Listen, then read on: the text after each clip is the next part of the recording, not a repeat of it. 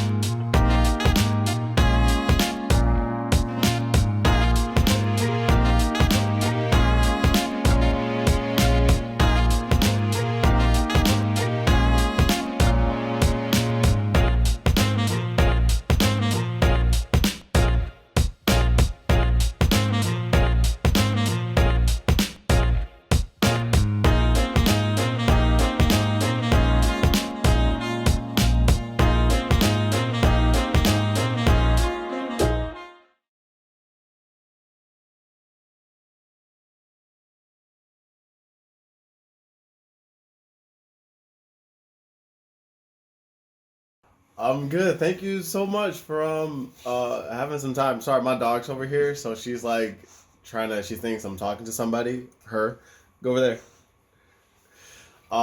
So thank you again for doing this. I got my questions over here. So I guess just to start off, can you kind of tell me who was your role model as you got to where you are today? Oh boy. I guess for me, my role model was like my grandmother for the most part. Like I didn't necessarily have a role model in writing or in HIV work or in LGBT activism. Uh, I had a black woman who was in my life who just always was like hustling and always fighting and always knew how to take care of other people. Um, she cared for a lot of people. She cared for foster children. Her and I used to have a soup kitchen, so we used to deliver soup every Saturday to the sick and shut-in. Just her. Um, and from that, it kind of created the lens that I viewed the world. And I always knew that my life, like purpose, was to help other people. I didn't necessarily know how that was going to come out.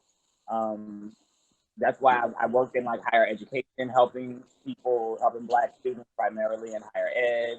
I've worked in HIV, helping Black queer people.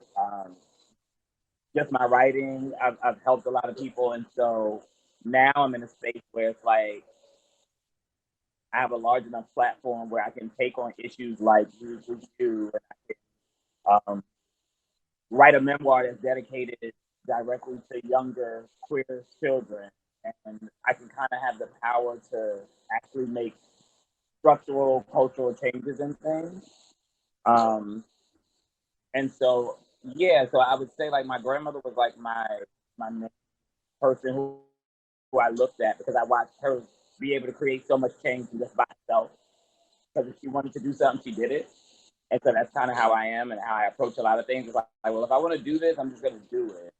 Um, Even if I don't know the tools or the steps, I'll kind of work through that. But for the most part, uh, yeah, I just kind of think about like what she would do and then kind of lead my way through it.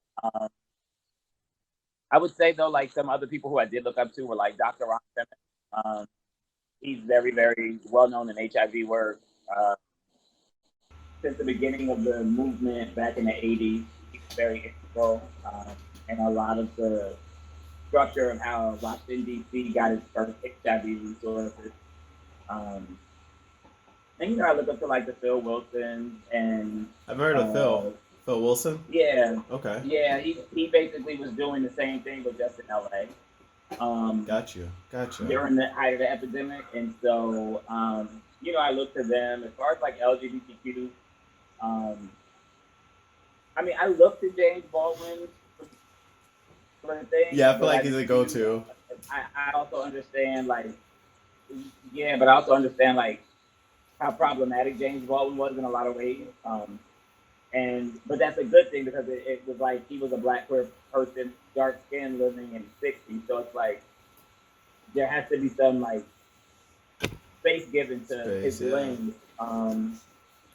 But then I also like listening to like Nikki Giovanni primarily, and a lot of what Fox has done, as well as like Morrison. Um, so yeah, like I try and let a lot of and Audrey Lorde, of course, but I try and like listen to those type of principles. And now like my spirit has me like listening to like prison abolitionists and Mm. So how do you? those types to kind of like shape my lens on how I move forward with like tearing down certain systems. Yeah, yeah. So it sounds like you stay really like up to date by just reading up and just on different people and their work, and then on different topics that you're interested in too. So a lot of what you or a lot of how you kind of stay up to date and create that balance is finding those different role models and kind of dissecting what they've done and then kind of figure out what they were doing wrong at the same time and try to kind of move the pen forward. Is that kind of right or accurate to say? Yes, Okay. yes. So, kind of going back to the beginning of your career, how did you get involved with HIV advocacy? Um, I was diagnosed in 2010. I didn't get on treatment until like 2013. Okay. Once I got on treatment, that was kind of what like was like the light bulb. Like there aren't enough people in the work like to help people like myself who was college educated. I had a master's degree, but I still wasn't confident enough to get on treatment myself. And so I was like, well, who's out here helping people like myself or helping black people just for when they get diagnosed? Yeah. Um, who's also writing about this? Like, where are the stories about this? And like, as I was Googling, trying to find stuff, you just couldn't find anything. And so for me, it was like, okay, well, if I can't find it, then that means I have to create it or I have to like be it.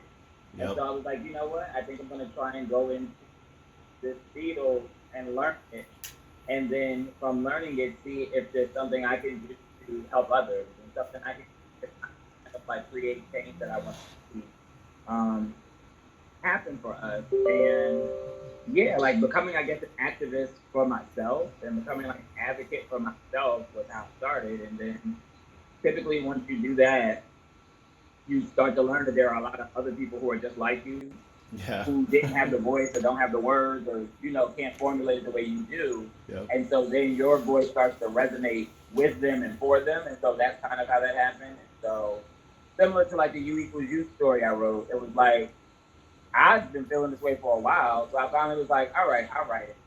But then I wrote it, and then it was being posted by everybody, and every organization Really is felt reading it, that. and EDs and directors are like finding me and following and sending messages and wanting to talk through it and talk about it. I'm like, that means a lot of us were feeling this way, but Yep. everybody was afraid To say. to address this person because it was a white gay male. And Yeah. it's like I've never been afraid to address them or address movements because I work myself. So Yeah. um, a lot of it, like I said, has to be like this self activism because I wasn't mad Mm. necessarily at you was you for everybody, but I was mad at it because of how it made me feel. I was like, I'm not.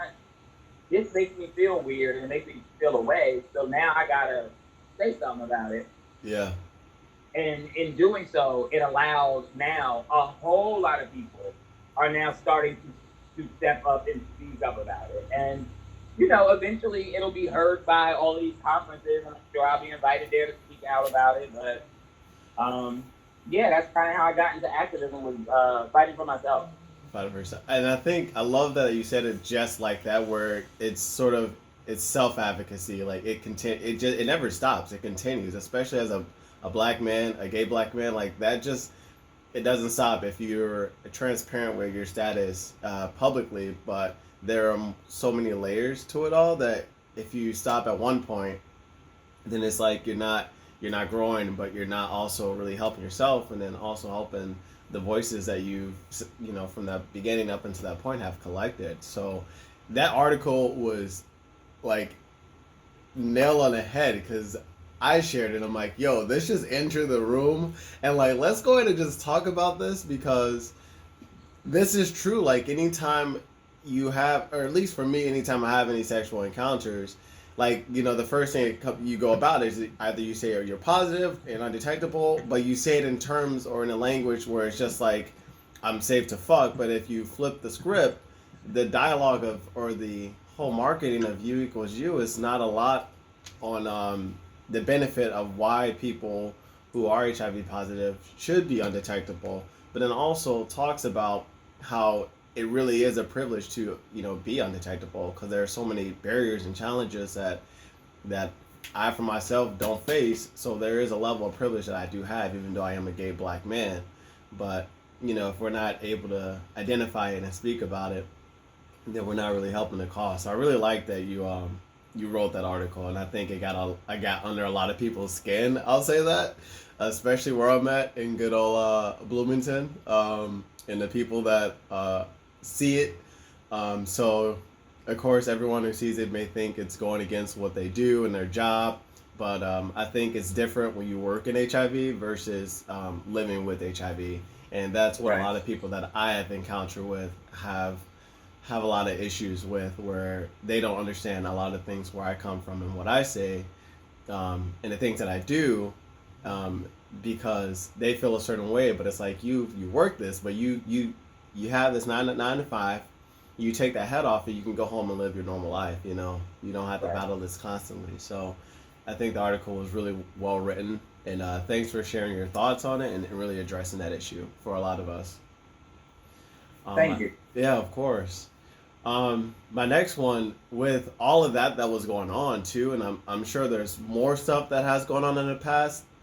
I don't think I ever told you this, but if you know who Chris Wade is, Chris Wade actually helped me get involved with a lot of HIV advocacy. Just really am feeling empowered of my status and my story, and actually told me about you. And he's like, this would be a great person you need to just follow and just read about and learn about. Name three things that I would That you would bring to a cookout. Yes. So if you were invited to a family cookout, what are the three items that has to be with you at all times at that cookout? Well, I usually bring prosecco, so I would bring prosecco. I mean, I bring prosecco to every event, so that's always be with me. Yes. I usually bring prosecco. I'm usually responsible for ice because I'm like, I can cook, but I don't be feeling like cooking. I usually would bring prosecco. I usually bring ice, and then I always bring seafood. So okay, like, you said seafood? Yeah, like I always go buy like crab legs or shrimp for like the after cookout part. So you planning ahead. You're not planning for the I got you. Okay. Right. I That's always clutch. bring stuff for everybody. Everything that's going on and everything that you're involved in, how do you maintain your mental health? How do you maintain your self-care with so many things that's happening, with so many trolls attacking you and things like that? Right. It's important to check out when you need to check out. So there are times where you'll notice, Amen. like I don't post anything on Twitter for like a day or two, like or my posts will become like less and less because I'm like checking out of that space for a minute. Yeah. I also think about in terms of self care, like what makes me happy, like what kind of preserves my mental health. So journaling, I do definitely Yes. do journal from time to time. I also, when I was in DC, I had a therapist. So once I get a little bit more situated up here with the stuff, I'll go back into therapy at least once or twice a month to be able to have an outlet that I Yeah, can that's speak what I'm to. taught to. Uh, The therapy be good. yeah, writing has always been that thing for me, the fact that I get to write as often as I do. Like when I'm having some type of feelings or I'm feeling some type of like despair or if Yeah. I'm not in the best place, I'm able to just go write about it. I'm able to talk about it. I'm able to get it out, or I'll do a video about it. Yeah. So I'm just very big on like transparency and vulnerability. So if it's something I don't like and it's something that's bothering me or weighing on my mind, I'm not afraid to share it publicly. Whereas a Mm. lot of people keep it in. I'm not a person that's always like I keep everything in, but I don't keep everything down, and I'm not afraid to let everything out. Okay. Yeah. Because as long as it's out of my system, I usually feel better. So I think that's neutral um, for everybody. Hell yeah, so that works yeah. for me. And also, I think about self care. Like a lot of times when people think about self care, they think it's got to be something big. I'm not Yeah. very big on that. So like, I don't drink a lot of soda, but if I'm like, feeling like away, then I'll get like a Pepsi, and sometimes that makes me feel better because it's It's like a like guilty it's pleasure. something. It is, and it's something that I don't do often, right? Or it's like Yeah. I'll eat, something because I eat pretty well, so it's like then I'll go eat something that's not super healthy, but it's Right. Let me go good grab some to just Popeyes. kind of in that moment make me feel like all right, like while I'm thinking about stuff and processing stuff. So yeah, so I look at my self care like long term, like okay, if I do need to go away, I'll go away. Like I'll fly somewhere, I'll go somewhere. But short term things, it's like okay, let me just close the computer. Uh, and sometimes it's taking a nap. I tell people Yeah. all the time, like sometimes taking a nap changes things, and like it breaks up your day, and it kind of recharges you to uh, get through whatever it is you're getting. You know, so yeah. I agree with you with the nap. You shouldn't be pushing your body 24 hours. I think not only in just the field that we like operate in, but in a lot of fields as well, that the idea to just keep working nonstop, work hard, all this other stuff is just pushed and pushed on everybody, and it's just tiring to a point. Like you have to Mhm. do this and you have to do that to be successful, and all these other things. When really you can do all that, but like the key to all of that is actually meeting people and having people work with you, and you guys work together so that the work isn't as much as you actually think it is. It's actually just half of that or even a third of that. So I really love that you mentioned journaling because I do a lot of journaling myself. So my next question I have is, what's your biggest regret so far? Uh, my Uh biggest regret so far is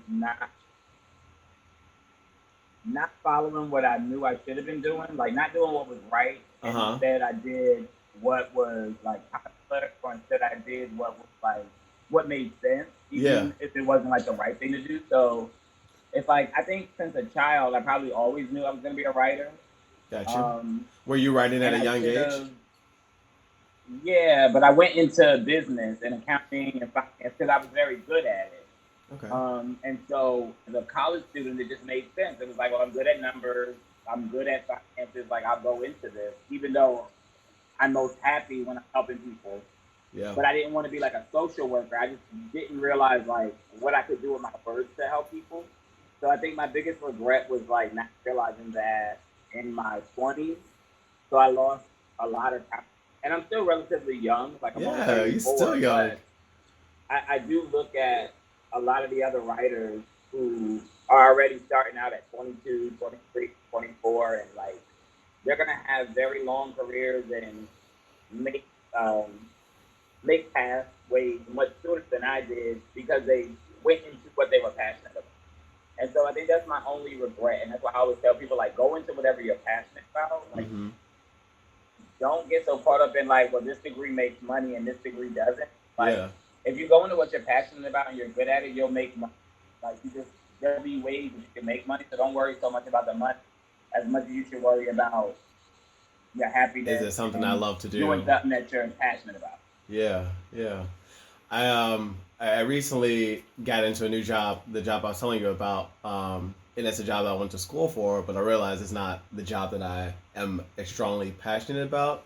And I like helping people at the same time. And I think a lot of people like to say that they help people too. And I think they genuinely like to do that. But I think a lot of the times what get in the way of that is either the money or a really big factor that you indicated was this is the right thing. This is what I should be doing versus listening to what I actually want to do.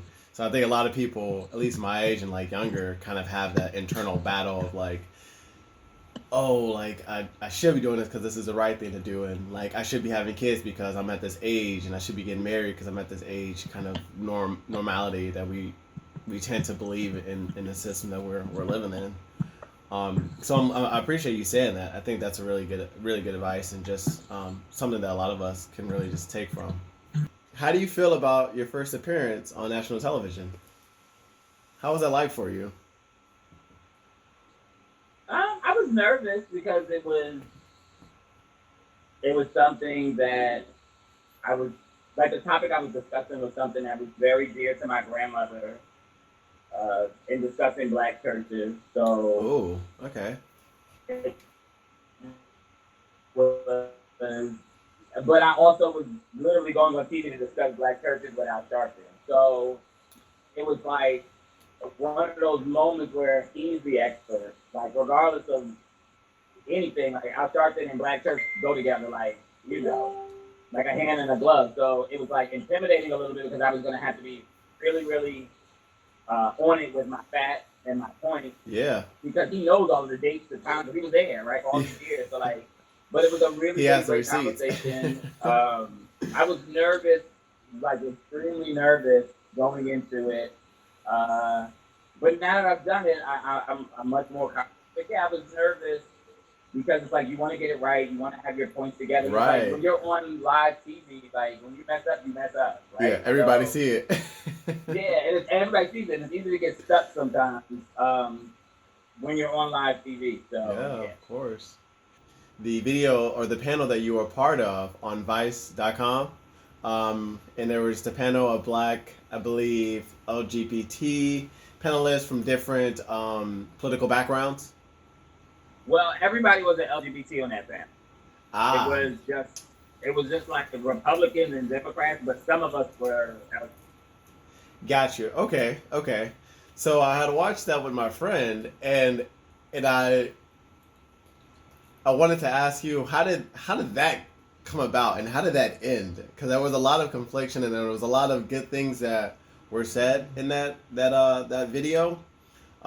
But then also there were a lot of things. For example, like I believe one woman in there was saying, "Why do black people have this mentality of like we all got to do things for each other? Like we all one mindset for everybody. Why can't it just be individuality?"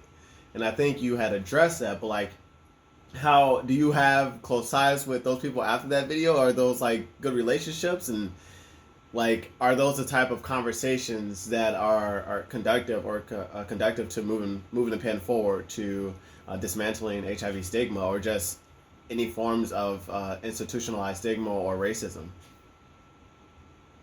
I'll say there are a couple people from the panel that I do still talk to. Two in particular that I absolutely still talk to. The rest I don't speak to realistically. Like I don't pay them any mind. Um, but what I'll say is my approach to certain things is a lot different than others. Like there are some people who think like both sides have to come together. I'm not that type of person. Like I've never been that type of person. Like I don't necessarily agree. Like me and you need to come together. Like even with the U equals U Yeah, situation, yeah, I've had ambassadors for them reach out and well George, like we should discuss. What do we discuss? There's nothing to there's discuss. nothing to Like discuss this about. is what's wrong. So either you can fix what's Fix it. wrong, or Yep. but there's no like compromise that we need to make. Like, well, you need to shift. I don't need to shift anything because I don't like your movement at all. Like, there's nothing about your movement that makes sense. Yeah. And so that's how I go into a lot of work, right? Like, if abolishing something is where we're at, Mm-hmm. Mm-hmm. all of this the other there doesn't need to be talking about reform or we tried reform, we tried this, we had abolished. So if we're not talking about that, then we have to talk about it. And Talk about it. that's fine. Like that's perfectly fine. The problem is it bothers people that some of us are that decisive when Uh, they're not that decisive. But that's because there are other like mitigating factors that happen. But for me, I don't go into a lot of situations worried about like, is this gonna mess mm, up my money here or is this gonna I'm not paid by these entities. So this is not gonna mess up I'm gonna sell books regardless, right? And that's kind of how yeah. I look at a lot of situations good, bad, or indifferent, my books are gonna sell and be fine because I did the work over here, which has nothing to do with this fight over here in about liberation or about HIV or about anything. Yeah. So I don't have to enter this room looking to make some bargain or compromise because my money comes from it in this space. Or make somebody happy because Because I'm owned by someone or I'm yeah. indebted to someone. I'm not indebted to anybody but myself when it comes to what my activism is about. And um, so no, like a lot of times, like I'm not gonna wait. Like for advice, yeah, like y'all asked me to do it, so I did it, of course. But would I just arbitrarily have conversations with Black Republicans? No, like for what? Yeah. Listen, there's nothing for me to learn from you. Like there's literally, and I think a lot of times people are like, oh no, but we can learn from you. It's Each like other. Yeah. no, Yeah. I'm okay. Like my politics is good. Like honestly, I'm good. I'm The good. reason you want to kumbaya or learn from me is because you're not as certain in your politics as you want to pretend to be. Yeah. And I need Because to. if you were fine with all of what was going on, and you were also able to call out the fallacies and whatever you got over there, Yep. you wouldn't have any problem. The problem is you have never called out the fallacies over there. But when you try Mm. and come to me and say, because I think what a lot of people took away, especially from the Vice panel, was like, but George also talked about his problems with Barack, his problems with it. It was like you couldn't attack me like, oh, but you liked Obama, because it was like, no, I They don't, did. and I'm rich now. What are you talking about? And then Yeah. they're like, Yeah. oh, you didn't like? No, I didn't. So what's your next? Oh, but What's you're your looking next for a point rebuttal? now. What's your next move? Oh, you didn't realize like I can critique my own. That's something that you struggle with, and so that's a lot of times what I True. surmise is happening. Anytime you have like those type of conversations, those type of things, like Yeah. um, yeah, like my path to liberation, it includes you, but it doesn't necessarily mean I need to talk to you about it or like some like a on how we get there because I'm not. You know, if your path includes people that are my oppressors, I'm good, right? Yeah. Yep. And even with the U equals U ambassadors, like I told them straight up, I was like, "Are you still cool with Bruce after everything and how it all played out and everything?" And they were like, Yeah. "I mean, yeah, okay, then we have nothing to talk about." Yeah. Well, the. And he was really like, "But Joy," I was like, "They're like, listen, I'm not gonna be friends with somebody that's friends with him. Like that's just it. That's Like, it. and I'm Period. okay with that. Period. You need to be okay with that. But the Period. problem is you're Facts. not okay with that because you know that that person's wrong. You know Yeah. I'm not in the wrong on But anything that I did. and my issue with that, when did you realize you were a national public figure? Like when did you realize you made it? When did I realize that?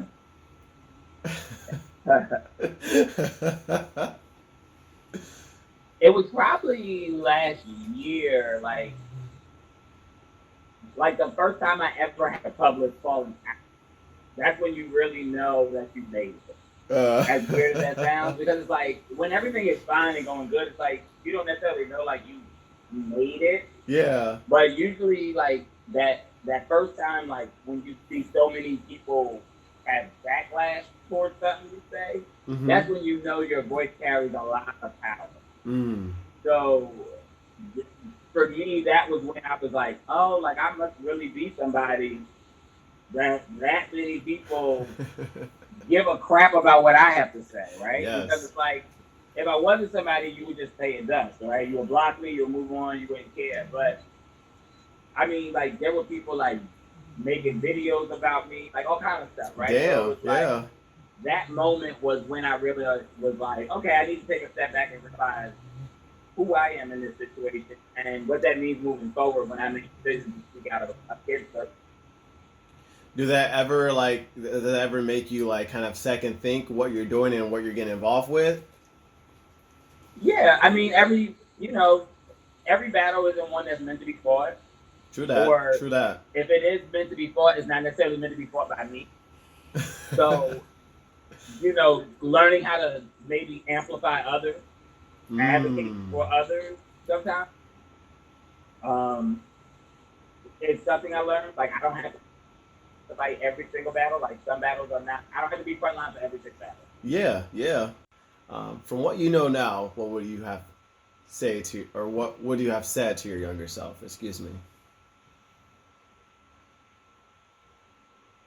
To my young self, I would say, like, that everything that I was feeling was correct. Like, there was nothing wrong with anything that I was feeling, and that I made the right decisions based off the information that I had at the time, and to not feel bad about any of the decisions that I had to make back then.